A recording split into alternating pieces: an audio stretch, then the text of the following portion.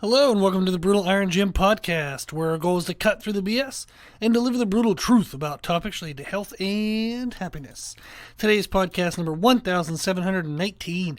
The topic is Q&A and the title is How to Make Proper Caloric Adjustments. We're going to look at an example of a trainer that I actually helped, and she was she was eating a certain number of calories. And she hadn't gained a bunch of body fat like recently. She just wanted to get leaner for an upcoming event. So she's like, okay, well, I know what I've been eating. Let me make a little bit of an adjustment and try to get a little bit leaner. And unfortunately, everything just went to crap. So we talked a little bit, and I thought it'd make a good podcast to give an example. So she said that she had been eating between 1,800 to 2,200 calories, and she was feeling super strong. Everything was going really well. She wanted to get leaner, so she dropped her calories to 1,500 to 1,700 calories. That's quite a bit. So that's actually a reduction of somewhere around 25 to 30%. It's a big reduction. Her energy crashed by the end of the very first week. She liked the aesthetic change that she felt. She felt leaner, but the energy crash was horrendous, so she didn't know what to do. She didn't want to get hurt in her training. She didn't want to lose the progress in her training, but she was happy with the aesthetic change, so she kind of felt like, what do I do? Do I eat less to try to get leaner, or do I stay eating what I was to stay strong? And it feels as though when you're in those moments that you have to choose between the two. That's not the case. You actually can do a little bit of both. So, as her and I were talking, we realized that her reported number of 1,800 to 2,200 calories was really more like 2,200 all the time. So, if we had to give a range, it was more like actually 2,100 to 2,300, not the 18 to 22. So, she was at the top end of that range way more consistently than she was near the bottom. And then dropping all the way down to 1,500 to 1,700, like we said, that was at minimum taking away a fourth of her total calories, and it was actually probably higher than that. So the aesthetic change she got within just a few days isn't going to be fat loss. I am sorry, but you don't lose several pounds of fat within just a few days, within like 4 or 5 days. Can you do it in extreme cases, and if you lop off body parts? Sure. But for the majority of people, for the majority of cases, what you would see in regards to and feel in regards to a difference on the scale and the way you feel in clothes within just a matter of a few days is going to be water weight loss. You will lose water weight.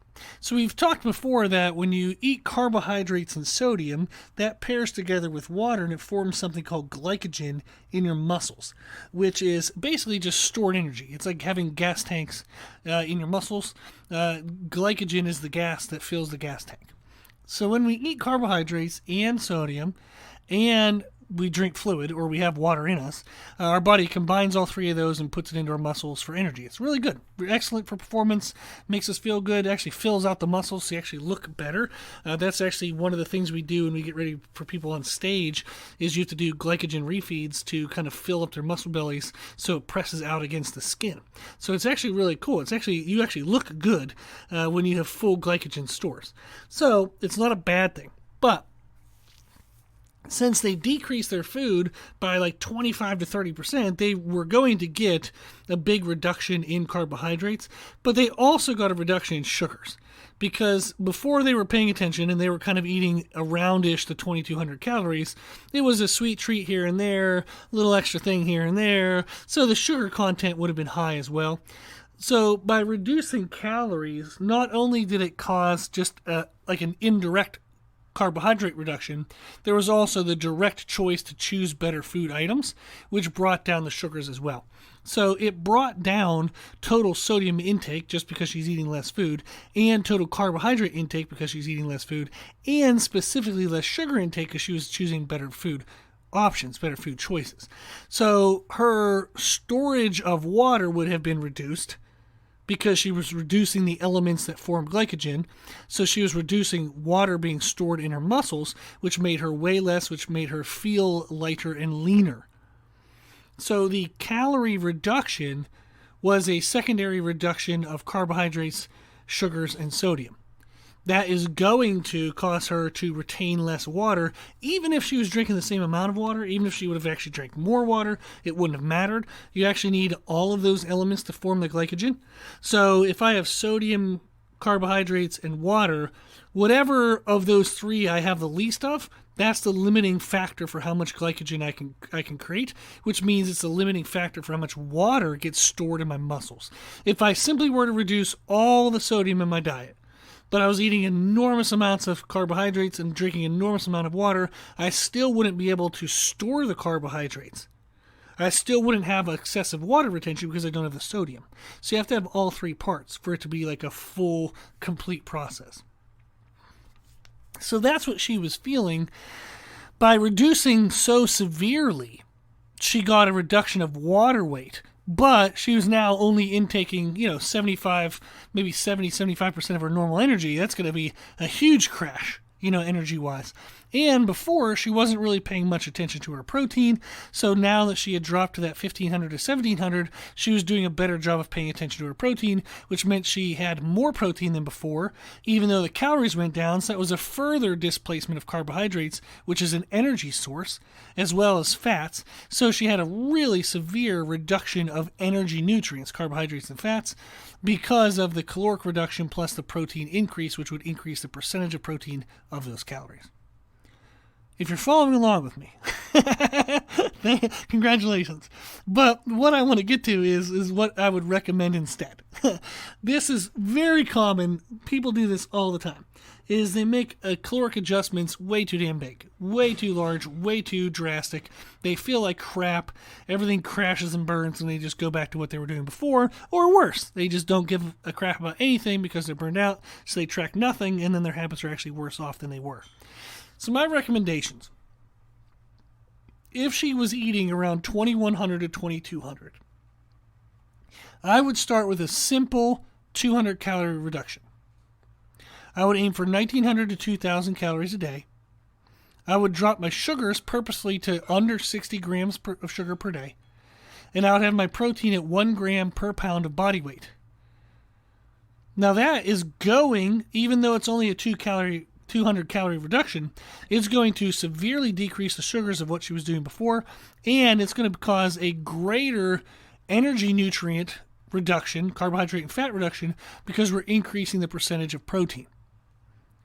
This is important because we don't want to necessarily eat so much less food that it's so miserable and it causes cravings and we feel tanked in energy like she reported. We can still consume a very large amount of food. 1900 to 2000 calories is a lot for an active female. Now, I have some females that eat well over that, and I have some females that can't eat that. So it's all kind of independent, metabolism. But it's a fair amount of food, only a 200 calorie reduction, but by controlling sugars to under 60 grams, by eating the 1 gram of pound of protein, she's going to get a more strict in regards to energy nutrient change than what it would represent in total calorie intake. So she's going to lose body fat, even though it's a 200 calorie reduction. Definitely going to lose body fat. She'll still would have lost some water retention, which would have made her feel cleaner and leaner within the first week. But she's still going to have good repair for her workout. She's still going to have good muscle building components for her workout with the protein. So that is definitely what I would have recommended, is not dropping all the way to 1500 to 1700.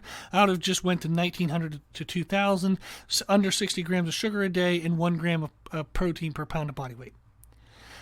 Now, as she would do that, she would feel a lot better than she did with her first change, and she might do that for, say, 2 weeks. If at 2 weeks she's like, my energy feels really good, I feel like I could reduce my calories some, and I would still feel okay, then we would go to the next step. However, if after 2 weeks she's like, oof, I can tell I'm leaning out, but I'm still a little tired at the end of the week, so I might want to keep my calories there for another week or two. So somewhere around 2 to 4 weeks after the first change, we might consider the next change. The next change, what I would get to, is what's called caloric cycling. Very fancy word for just eating different amount of calories on days your different activity level.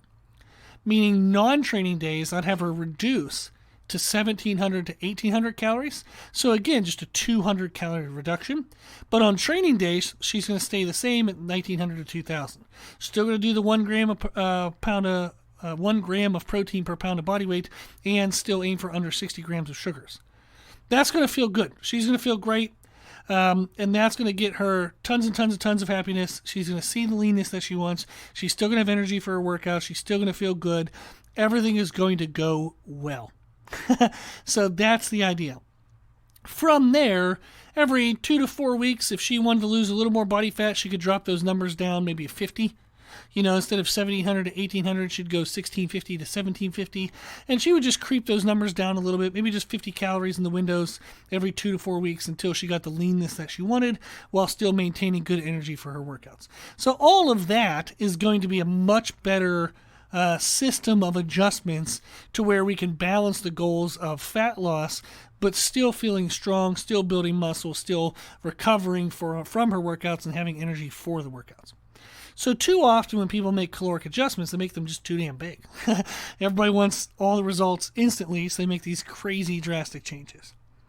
Typically, though, a simple reduction of 100 to 200 calories per 2 to 4 weeks is actually enough to get the scale moving, especially when you combine that with controlling sugars under 60 grams per day. And that's pretty good recommendation for most people. And especially if you're getting 1 gram per pound of body weight, especially if you're lifting weights, 3, 4, 5 or more times a week. So 1 gram per pound of body weight for protein, you're going to do great. A simple 100 to 200 calorie reduction, sugars under 60, protein at 1 gram per pound. You're going to feel good. You're going to get great results. And then every 2 to 4 weeks, you might adjust the calories again. But again, small adjustments, maybe 100 calories, 200 calories. Everything's relatively low. Just slow and steady wins the race. That kind of thing. The other thing to remember is that we know fat loss happens from a caloric deficit.